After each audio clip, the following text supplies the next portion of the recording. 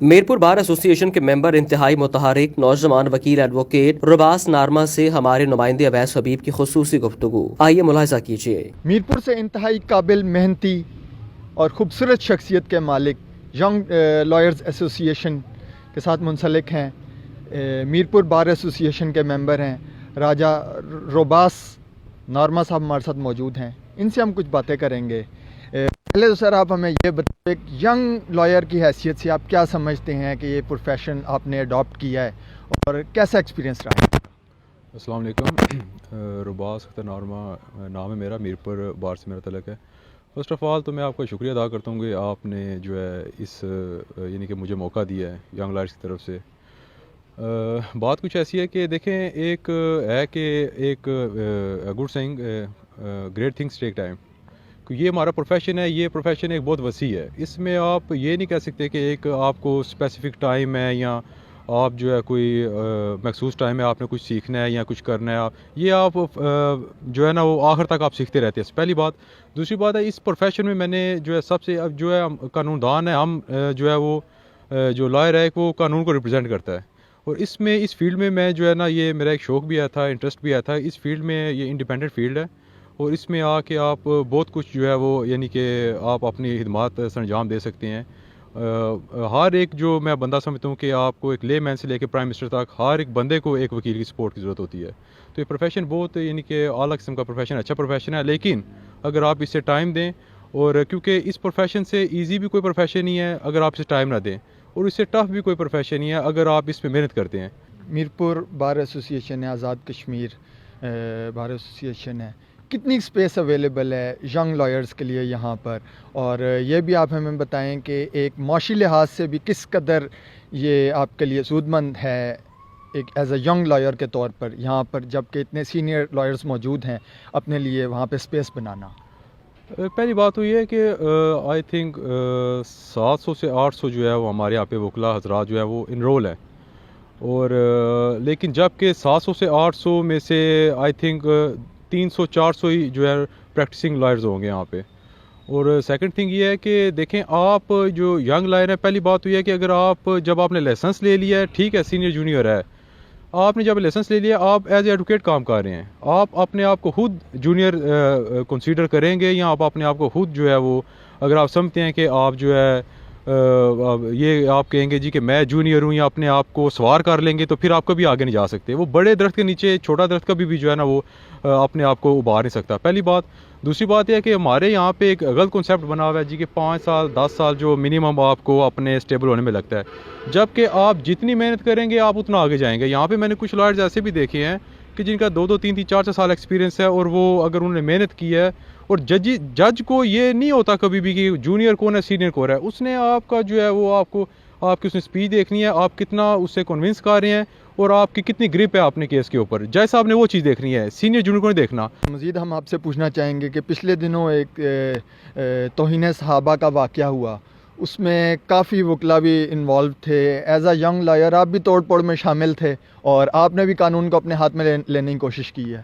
نہیں، وہ اصل میں بات ایسی ہے کہ جو کچھ دکھایا گیا ہے، ٹھیک ہے، وہ کچھ معاملات بیچ میں سے کچھ جو آپ لوگوں نے یا میڈیا نے یا کچھ جو عوام کو نظر آیا ہے وہ ٹھیک ہے، کچھ ایسی باتیں آئی تھیں۔ توڑ پھوڑ کی بات جہاں تک ہے، اس کے میں آپ کو تھوڑا سا میں اس کی انٹرپریٹیشن کرتا ہوں۔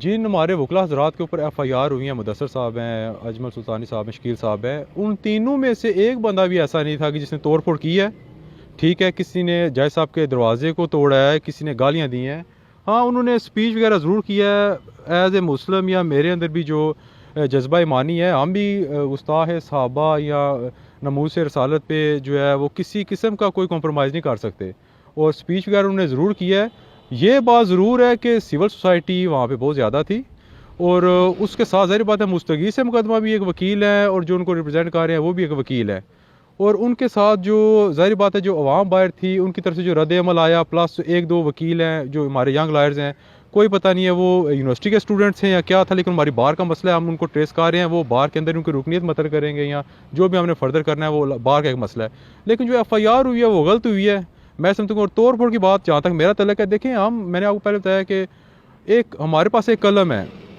اللہ پاک نے سب سے پہلے کائنات میں قلم پیدا کی، اس میں پھر اسے حکم دیا کہ اس کی تقدیر جو ہے یہ جتنے بھی مخلوقات آگے انہوں نے پیدا کرنی ہے ان ساروں کی تقدیر لکھ دو.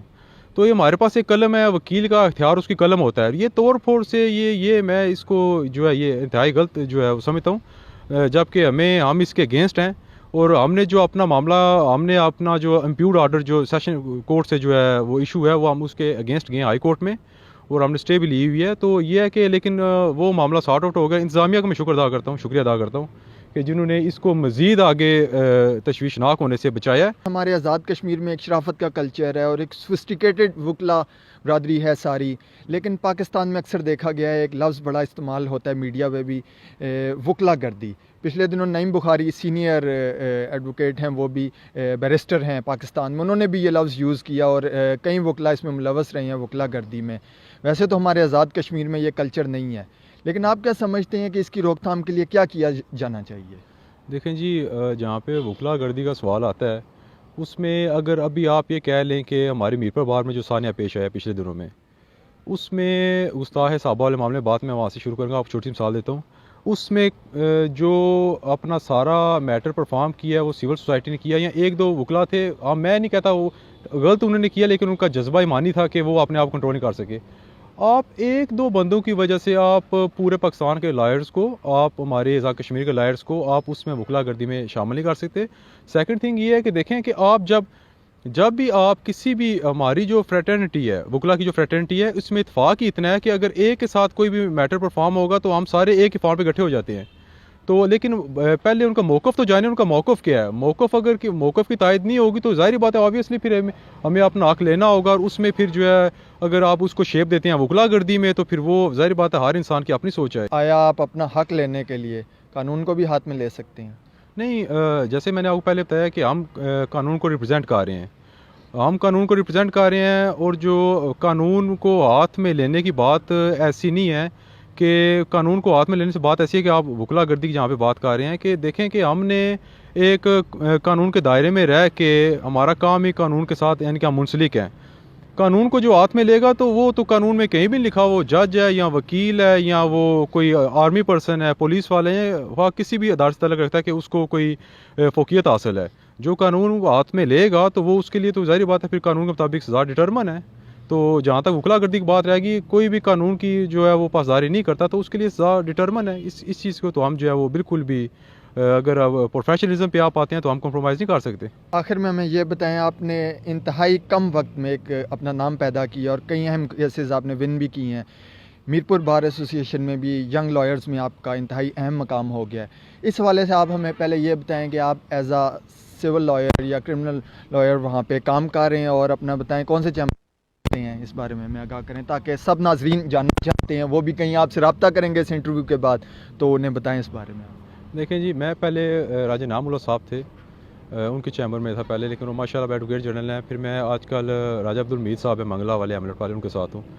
سیکنڈ تھنگ یہ ہے کہ جی کہ آپ نے کہا کہ سول سائڈ کی طرف یا کرمنل سائڈ کی طرف، یہاں پہ ایک بات میں کروں گا کہ وہ کہتے ہیں کہ good liar should know something about everything. آپ اگر لائر ہیں آپ کو ہر چیز کے بارے میں لٹل بٹ پتہ ہونا چاہیے، تھوڑا بہت بیسک آپ کو فنڈامنٹل چیزیں آپ کو پتہ ہونا چاہیے. ادر تھنگ یہ ہے کہ آپ کو پہلے تو فرسٹ آف آل یہ کنسیپٹ کسی بھی میں ینگ لڑکوں کی طرف دیکھتا ہوں کہ وہ کہتے ہیں جی کہ ہم نے کرمنل لائر بننا ہے، سول بننا ہے یا واٹس ایور جو بھی ہے. دیکھیں آپ فرسٹ آف آل جو ہے آپ کو 3-4 سال آپ سب طرف آپ اپنا سول کیا ہے، کرمنل کیا ہے، فیملی کیا ہے، آئلی وغیرہ جو ہے ان کی طرف آپ اپنا فنڈامنٹل جو اپنا نالج ہے اس کو انکریز کریں. تو آپ کو کم از کم کل اللہ کرے آپ جج کی سیٹ پہ بیٹھتے ہیں جا کے آپ کیا کہیں گے، یار کہ میں کرمنل وکیل ہوں اور میں سول کام نہیں کرتا، یہ میں فیصلہ نہیں کر سکتا اس کا. یہ چیز نہیں ہے. اس کے بعد 2 چیزیں آ جاتی ہیں. جب جس آفس کو آپ جوائن کرتے ہیں وہ کچھ تو جو آپ کے سینئرز ہیں وہ صرف ایک ہی فیلڈ کو پرفارم کر رہے ہوتے ہیں کرمنل کو، کچھ آپ جوائن کرتے ہیں وہ سول پرفارم کرتے ہیں، پھر آپ ان کے نقشے قدم پہ چل کے آگے آپ سول فیلڈ بن جاتے ہیں، کرمنل سائڈ چلے جاتے ہیں.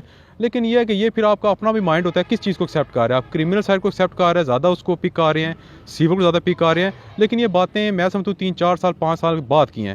فرسٹ آف آل آپ کو ساری چیزوں کے بارے میں good liar should know something about everything کوئی بات آ جاتی ہے، آپ کو کچھ نہ کچھ ہر چیز کے بارے میں پتا ہونا چاہیے، کیا وہ آئلی ہے، سول ہے یا کرمنل ہے. آج میں بھی انتہائی خوشی اور مسرت محسوس کر رہا ہوں کہ راجہ روباس نارما جیسے ینگ لائرز ہمارے درمیان موجود ہیں اور میرپور بار ایسوسی ایشن کا حصہ ہیں. اور اس لحاظ سے بھی یہ انتہائی خوش آئند ہے کہ ہمارا قانونی نظام مستقبل میں ان ینگ لائرز کے ہاتھ میں ہوگا۔